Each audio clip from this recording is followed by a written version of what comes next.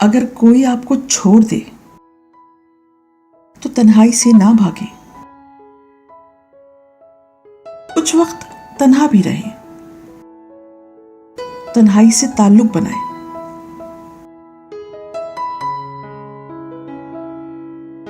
اس میں کوئی شک نہیں کہ دنیا کے بڑے بڑے شاہکار تنہائی ہی میں تیار ہوتے ہیں۔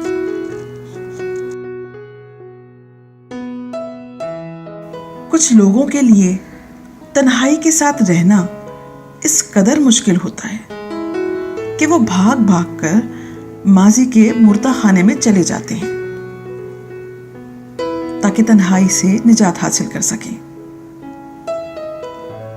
لیکن کبھی کبھی پروردگار انسان کو تنہائی کا تحفہ دیتا ہے تاکہ انسان اپنا تجزیہ کر سکے،